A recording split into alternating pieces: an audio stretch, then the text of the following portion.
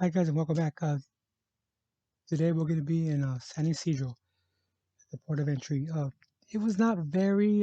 It was very common to actually see government officials and including top brass of law enforcement from Mexico coming through the actual port. And not that they had an extra privilege, but due to time restraints, sometimes the borderway can be anywhere from 2 to 4 hours, sometimes six. They would actually come to the side through a closed lane. Sometimes they'd call beforehand, or they would actually just wait there until somebody would get sent out to actually open up the gate for them. At which time, the actual inspector would actually check their documents and ask for the reason that they're actually crossing, make sure it's business. And so it was very common for them to actually get sent to secondary just for the fact that there is nothing uh, being brought in that they shouldn't be brought in, and just to avoid uh, the actual act of not actually being inspected thoroughly, right?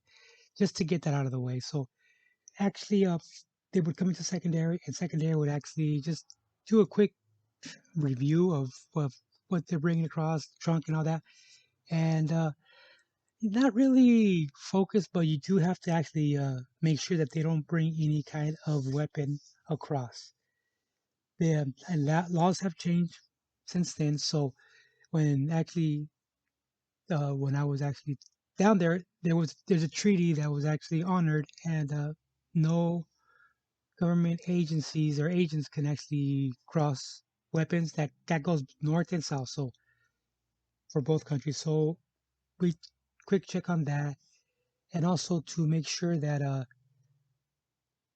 the actual vehicle is in well working order. Because a lot of vehicles they seize down there, they just put back on their fleet, and there can be some discrepancies sometimes. So after that, that would occur. Just quick thorough, not a thorough check, just a quick check. You just kind of say, you dismiss yourself and right there pass to get out of that actual secondary. But this particular time, the actual the high brass, the one that was actually going to an actual conference over here in San Diego, he has me a business card, and then I realized what his actual grade was his actual rank in law enforcement at the time in Mexico, in Tijuana actually. And he was up there. He was very very high up there, and he has his business card, and he also tells me para si se ofrece algo. That means whenever if anything comes up, look me up basically, and maybe I can help out. So what do I do? Obviously I didn't want to be rude. I took the card in hand. You know what I mean? But what do I do now? Do I pocket it? Do I save it? Do I throw it away?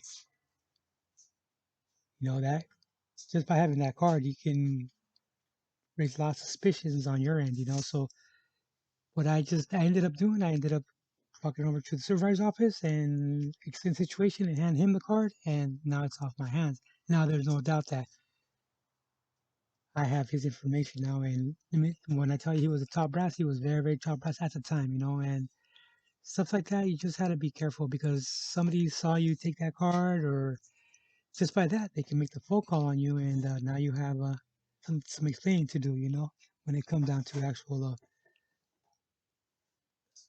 uh, internal affairs topics like that. You just gotta why entertain it? You know what I mean? Just hand it off and you're done with it. And sometimes actually that's how agents got in trouble because they actually they needed a favor down there and they met somebody along the way and they asked for that favor and now they want the favor. Sometimes it's mutual.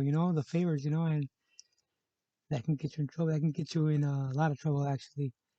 But I just handed it off, and I still think about it. I mean, I still think about it because there. uh, there were some actual situations that I would have needed help with a couple of things down there, but it worked out better that way, you know. And but that's just the way you get stuff like that. You gotta look out for. Okay. All right, guys. Don't forget to like and subscribe. Thanks.